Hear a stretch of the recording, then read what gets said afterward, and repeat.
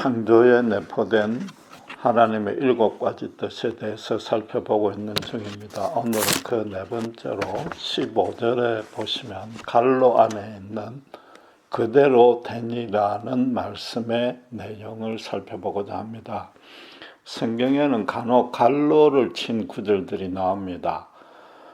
중요하고 다수의 사본에는 없는데 소수의 사본에 있는 구절로서 그래서 후대의 필사자들이나 편집자들이 원문에다가 첨가한 것으로 판단합니다. 그러나 본문의 경우에는 그렇게 볼 필요가 전혀 없습니다. 7절, 9절, 11절에 이미 동일한 표현이 3번이나 등장했습니다. 창조 6일 내 하나님이 그 어떤 명시적인 표현은 없어도 하나님이 있으라 나니라 하니까 그대로 이루어졌습니다. 본문에서 이건 당연히 있어야 되고 이 말씀이 없는 것이 더 이상합니다. 그래서 최근 번역본에는 아예 갈로를 없애버렸습니다. 오늘의 본문에서 주의해서 살필 사항이 하나 더 있습니다. 첫째 날에 하나님이 분명히 빛을 만드셨는데 지금 넷째 날에 또 큰 강명으로 낮을, 작은 강명으로 밤을 주관케 하셨다고 합니다. 지구에 사는 인간으로서는 빛은 낮을 주관하는 태양입니다. 첫째 날에 그럼 태양이 만들어지기 전에 하나님이 만드신 빛은 무엇인가 의문이 듭니다. 거기다 밤낮이 바뀌고 하루하루가 지나는 것은 지구와 해와 달의 공전과 자전 현상 때문입니다. 그럼 어떻게 해와 달이 없는데 지난 3일간 하루하루가 지날 수 있었는지 궁금증이 생기는 것입니다. 신학적으로 변정이 많은데 그중에 중요한 것 3가지만 간단하게 소개해 드리겠습니다. 첫째는 첫날에 만드신 빛은 태양이 아니고 빛의 근원인 에너지, 말하자면 빛 자체를 만든다고 해석하는 겁니다. 그래서 넷째 날에는 그 에너지와 그 물질 요소들을 합쳐서 태양을 조성한 것이라는 거죠. 그러나 여전히 첫째 날이 어떻게 밤낮이 교차되는지에 대해서 설명은 할 수가 없습니다. 두 번째 변정은 이 첫째 날의 빛은 물리적인 빛이 아니고 영적인 빛으로 해석하는 것입니다. 요한복음 1장 1절과 연결해서 태초에부터 있었던 생명의 말씀이라는 거죠. 인간을 창조하고 구원하실 하나님의 계획, 그게 영적인 빛이라는 거죠.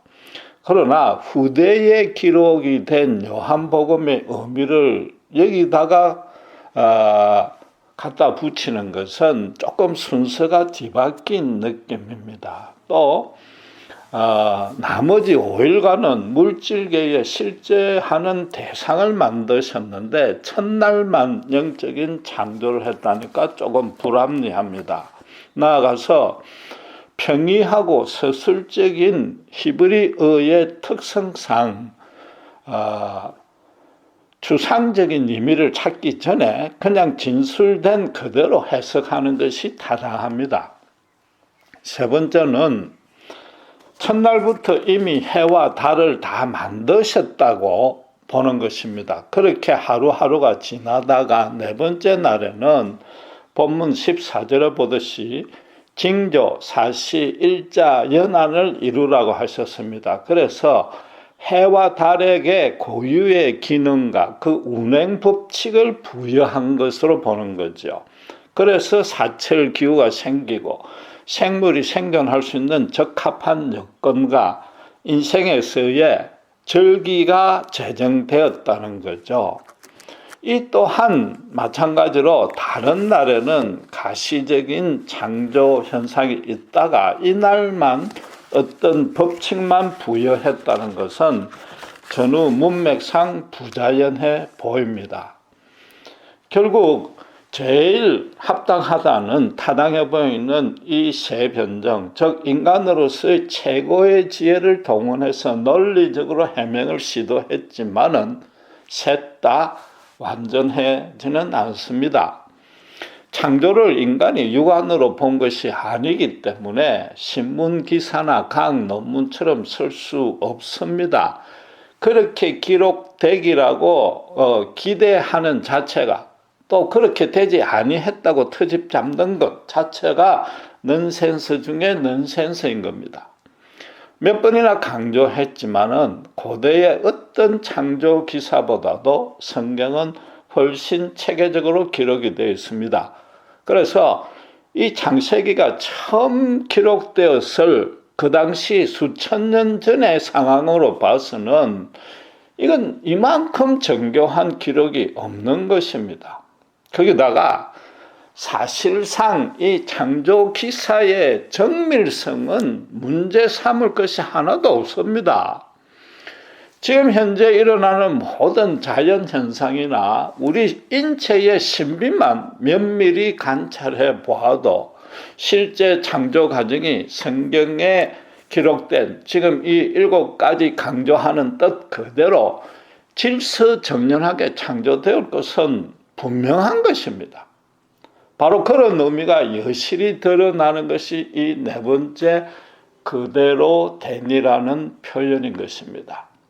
하나님이 만드신 사전의 계획대로 창조가 한치의 오차도 없이 100% 완벽하게, 퍼펙트하게 이루어졌다는 것입니다.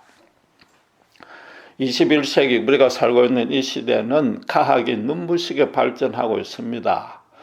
그 중에서 세계 최고 IT 기업은 애플이고 삼성인데 이 두 회사도 설계 도면한 그대로 100% 정확한 제품을 만들 수는 있습니다. 그러나 이 최종 제품이 나오기까지 계속적으로 설계와 시제품, 샘플을 시행착오, 수정 작업을 반복한 결과입니다. 거기다 또 그렇게 만든 제품조차도 라이프 사이클이 그리 길지 아니해서 꾸준히 신기술을 첨가해서 자꾸자꾸 신제품을 만들어내야만 됩니다. 인간도 나름대로 자기 뜻대로 계획대로 100% 실행할 수는 있습니다. 그러나 계획하는 단계부터 100% 완벽한 계획을 가지고 차후의 수정과 보완이 전혀 필요 없게 만드실 수 있는 분은 오직 하나님 뿐인 것입니다. 이미 살펴본 대로 2절에서 이 땅에 혼돈하고 공허하고 흑암이 깊다라는 표현이 최초의 어떤 물질을 창조하신 데서 그게 잘못되어 가지고 혼돈 상태가 되었다는 뜻은 아닌 것입니다. 단순히 텅 비어 있고 어떤 실제하는 물체가 조성되기 전이라는 의미일 뿐인 것입니다. 하나님에게 불완전하다, 허물이 있다, 하자가 있다, 결점, 부족이란 단어는 절대 허용되지 않는 것입니다. 12절에도 하나님이 각기 종류대로 식물들을 만드셨습니다. 완벽하게 계획대로 만들었기 때문에 차후 수정이 필요 없다는 것이죠. 한 종에서 다른 종으로 진화할 이유는 태초부터 없는 것입니다. 요컨대 원숭이는 끝까지 원숭이요, 인간은 처음부터 지금과 똑같은 모습의 인간인 것입니다. 원숭이에게 아무리 낯을 놓고 기억자를 가르쳐도 그 글은 모릅니다. 그 모양, 형상은 원숭이도 기억할 것이나 문자를 만들어서 형성해서 그게 어떤 의미를 부여하고 그 표출된 의미를 가지고 상호 교통 대화는 절대 못하는 것이요, 그 문자를 가지고 새로운 일을 고안하고 시행하는 것은 죽었다 깨어나도 못하는 것이죠. 지금까지 지구 수명이 수십억 년이라 하는데 그 수십억 년을 다 동원을 해서 원숭이를 가르쳐도 안 됩니다. 앞으로 수천억 년이 지나도 이 사실은 절대 변화가 없는 것입니다. 하나님이 그렇게 계획하셨고 뭐라고 15절에 그대로 되었기 때문인 것입니다. 인간의 상황도 동일합니다. 흔히 농담하듯이 흙으로 인간을 빚어서 구웠는데 설굽은 것이 백인종이요. 그 다음에 너무 바삭 구워서 태운 것이 흑인종이요. 마지막으로 노릇노릇하게 적당하게 구운 것이 항인종이라는 것은 어디까지나 개그일 뿐인 것입니다. 하나님은 처음부터 그 새 인종을 만들었거나 기후 환경에 적응하다 보니까 그렇게 된 것 둘 중 하나인 것입니다.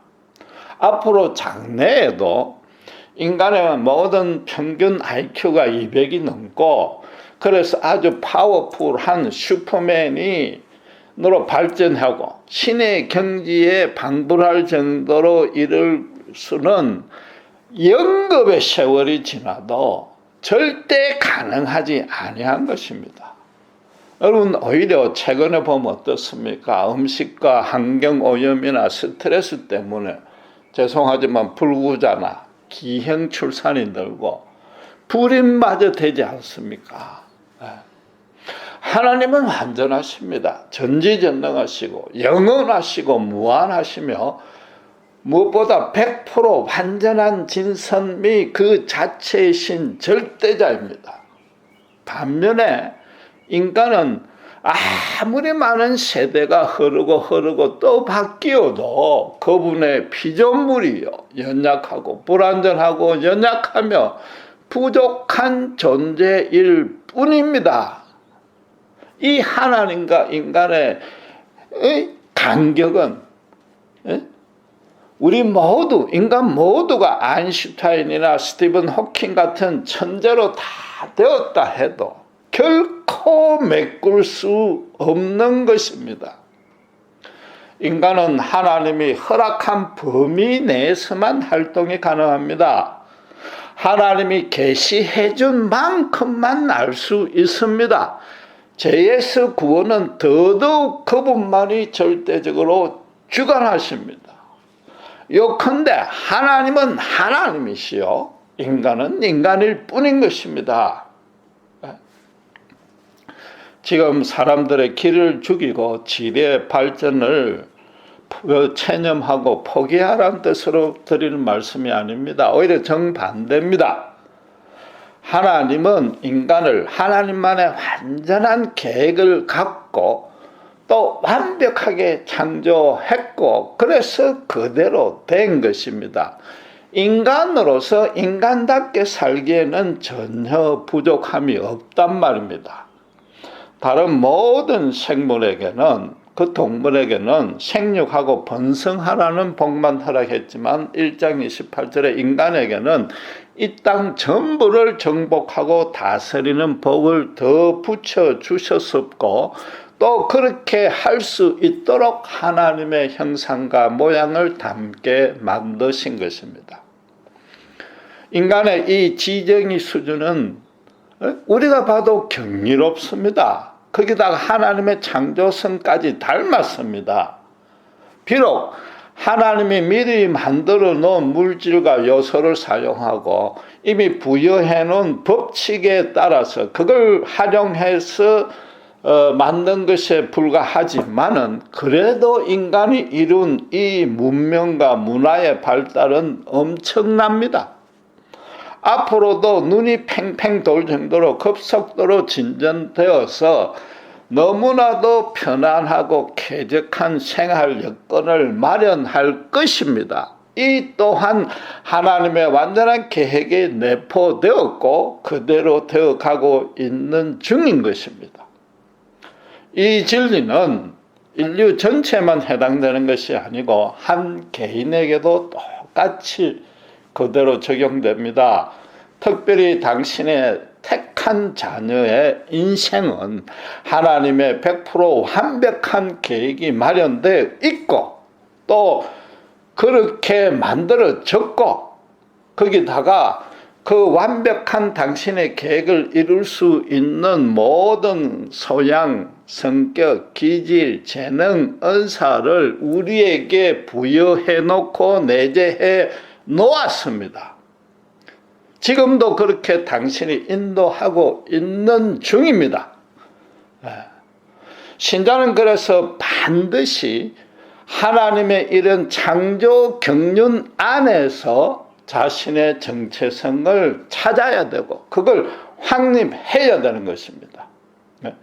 하나님 안에서만이 나의 가치와 나의 의미가 있는 것이고 하나님 안에서는 나는 나인 것입니다. 절대적인 나인 것입니다. 지난 세대와 앞으로 모든 세대에 나라는 존재는 더 이상 없습니다. 나 하나뿐일 것은 너무나 당연합니다. 거기다가 더 중요한 사실은 나를 통해서 하나님이 이루실 일, 나를 통해서 하나님이 받으실 영광, 그 또한 오직 하나요. 전무후무한 절대적인 일이란 말입니다. 이 얼마나 감사하고 신기하고 경탄해 맞이할 일이 아니냔 말이냐.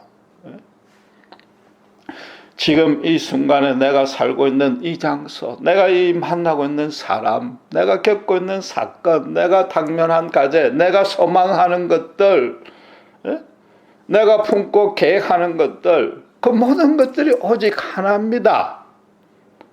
절대적으로 다시 생길 수 없습니다. 지금 이 순간이 얼마나 소중하고 고귀한지 마음껏 누리고 즐기고 감사하고 기뻐할 수 있어야 됩니다. 이 모든 순간에 그 모든 일에 하나님의 숨결을 느껴야 됩니다. 하나님의 숨겨진 은혜와 권능을 발견할 줄 알아야 되고 그것을 내와 내 주변에 실현해 나가야 됩니다. 하나님이 나라는 일생을 이끄는 방향성과 그 목적을 찾아서 거기에 전적으로 의지하고 순종해야 되는 것입니다. 불신자의 인생은 자기 감정과 욕심과 계획만으로 이끕니다. 그러나 본인 자체가 불완전하니까 아무리 한들 끝까지 허무하고 갈급한 것을 해소할 방안이 없는 것입니다. 마치 최고급 명품을 아무리 치장을 해도 첫 단추를 잘못 끼워서 끝까지 가면 그건 끝까지 꼴볼견일 수밖에 없는 것과 마찬가지 이치인 것입니다. 물론 신자 또한 세상에서 다른 인간과 비교하면은 또 거기다가 내가 내 자신을 바라볼 때도 여전히 불완전하고 허물과 하자가 많습니다. 기가 죽을 때가 있고 자신감이 상실되고 있고 남들 앞에 나서기 싫을 때도 있습니다. 그러나 그럴 때마다 하나님 안에서의 나를 회복할 수 있는 것, 그런 실력이 바로 믿음이란 말이에요. 그게 믿음인 것입니다. 제발 교회에서 담임 목사가 점검하는 출석표, 성적표를 가지고 믿음이라고 판단하지 마시기 바랍니다. 하나님께서는 완전한 당신만의 계획을 가지고 나를 완벽하게 만드셨습니다. 그 계획을 완벽하게 이루실 이도 완전하신 그분 하나님입니다. 이 순간, 이 사건 안에, 이 환경 안에 있는 나의 이 모습이 정말 보잘것없어 보이고 별다른 의미와 가치가 없는 것 같아도 하나님이 보시기에는 하나님 안에서는 하나님의 완전한 순간이요, 하나님의 완전한 사건이요, 하나님의 완전한 자녀요, 나인 것입니다. 그래서 신자는 언제 어디서 어떤 사건을 만나고 누구와 함께 있더라도 당당하고 자신이 있어야 되는 겁니다. 예수님의 십자가 은혜 가운데 더 이상 정죄함도 없고 천국 영생을 보장받았다는 게 첫 번째 이유이지만은 그것만이 전부가 아니라 구원 이후에 이 땅의 인생에서도 세상 사람이 나를 어떻게 평가하든지 간에 하나님 안에서는 나는 최고로 유일한 존재요. 완벽한 계획을 갖춘 인생이단 말이에요. 내 외모와 기질과 재능과 성격이 최고 만점 100점이 아닌 것은 분명하지만은 내가 내됨에 하나님 안에서 내됨에는 그것이 가장 적절하고 합당하고 100% 완벽하단 말이에요. 못을 하나 박는데 망치 하나면 충분하고 완전한 겁니다. 그게 무슨 전자동 네일 머신은 필요 없고 오히려 거추장스럽고 방해될 뿐입니다. 하나님 안에서의 내 존재, 또 그분의 나에 대한 계획이 완벽하다면 신자 주변의 여건 또한 너무나도 당연히 그러한 것입니다.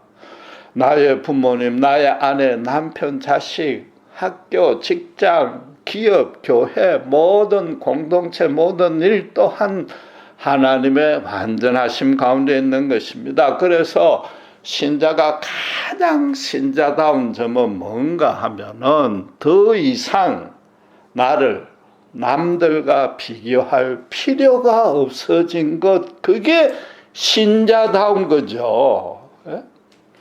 현실에서의 우열을 가지고 그것 때문에 내 인생, 나라는 존재 자체의 질과 의미와 가치가 좌우되지 아니한다는 겁니다.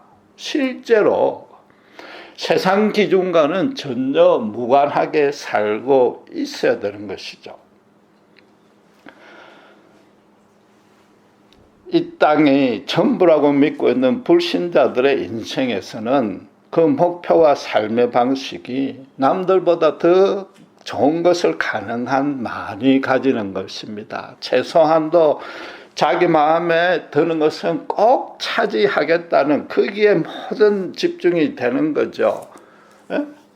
그 방식은 그들로서는, 그들의 믿음으로서는 최선이자 필연적인 해답입니다.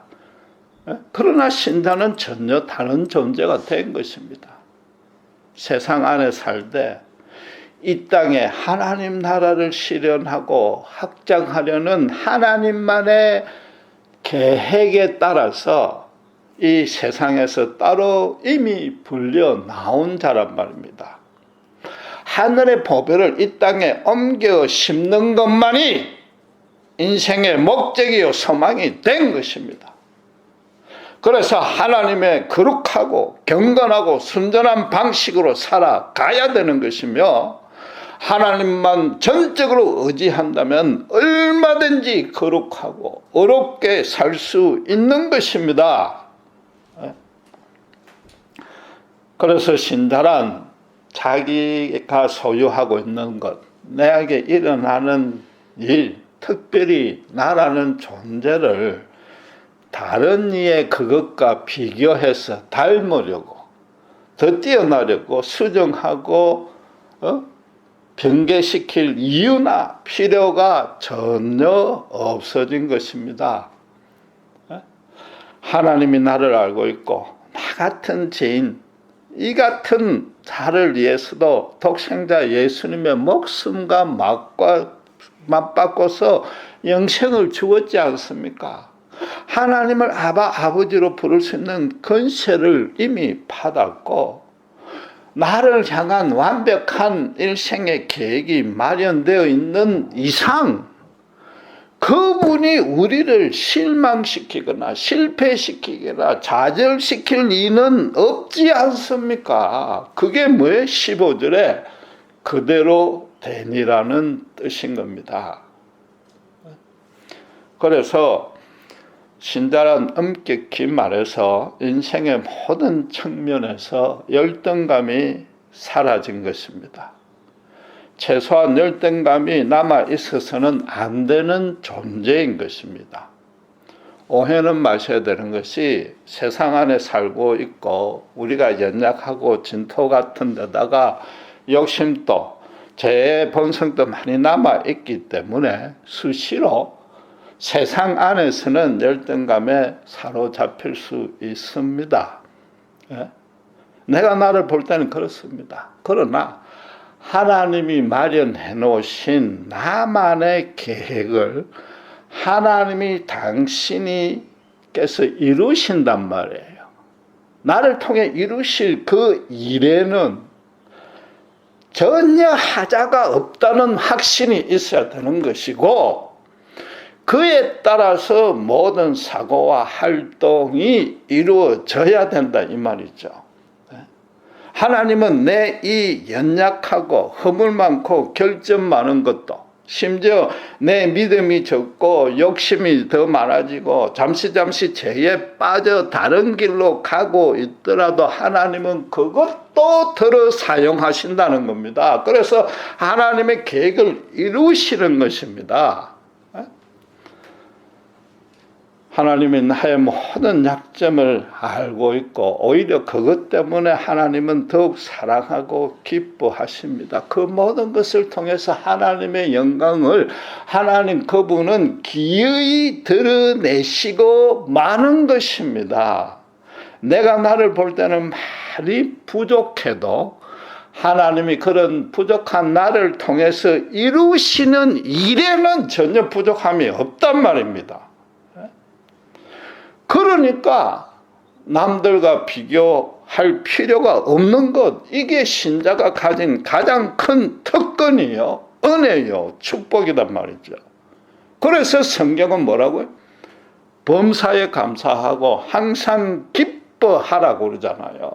할 수 있단 말이에요.